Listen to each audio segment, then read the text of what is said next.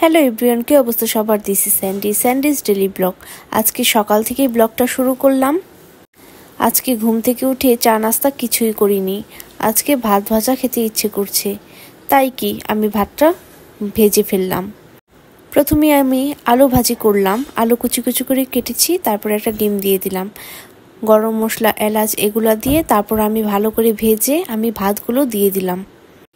এভাবেই আমার ভাত ভাজাটা অনেক ভালো লাগে, আমি অনেক পছন্দ করি, মাঝে মাঝেই খাওয়া হয় আমার।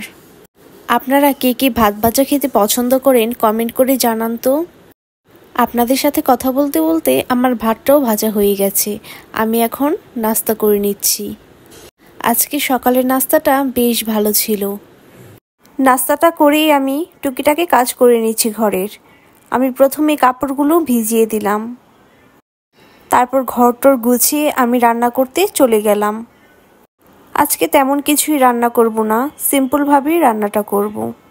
আমি আজকে রান্না করব সবজি দিয়ে গোড়া মাছের তরকারি। এটা খুবই ইজিভাবে রান্না করা হয়েছে। আমি সব কিছু কেটে ধুয়ে রান্নাটা বসিয়ে দিলাম।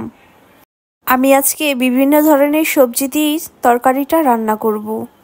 আমার কাছে সবজির তরকারিটাই বেশ ভালো লাগে। এখন আমি রান্না করতে চলে গেলাম। প্রথমে পেঁয়াজটা ব্রাউন কালার করে ভেজে নিতে হবে। আমার পেঁয়াজটা ব্রাউন কালার হয়ে গেছে, আমি এখন ময় মশলা দিয়ে কষিয়ে নেব। মশলাটা ভালোভাবে কষিয়ে নেওয়ার পর আমি সবজিগুলো দিয়ে দিলাম। এখন আমি মশলার সাথে সবজিগুলো মিক্স করে নিচ্ছি। পরিমাণ মতো লবণ দিয়ে দিলাম। গুঁড়া মাছের তরকারি মাখিয়ে রান্না করলেও বেশ ভালো লাগে। আমি কয়েকটা কাঁচামরিচ দিয়ে দিলাম। তারপর আমি ঢাকনা দিয়ে ঢেকে রাখবো। এই পর্যায়ে আমি ঢাকনাটা তুলে দেখলাম যে সবজিগুলো হয়ে গেছে।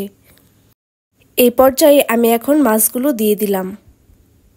মাছগুলো দিয়ে হালকা করে মিক্স করে নিতে হবে। আপনাদের সাথে কথা বলতে বলতে আমার কারিটা রেডি হয়ে গেছে। আমি এখন খানিকটা ধনেপাতা কুচি দিয়ে দিলাম। গোড়া মাছের তরকারিতে কিন্তু ধনেপাতা মাস্ট। এটা হচ্ছে আমার কারির ফাইনাল লুক। আপনাদের কাছে এই ভিডিওটা যদি ভালো লেগে থাকে তাহলে লাইক কমেন্ট শেয়ার দিয়ে পাশে থাকবেন। সো আজকে ভিডিওটা এই পর্যন্তই। Thank you so much for watching.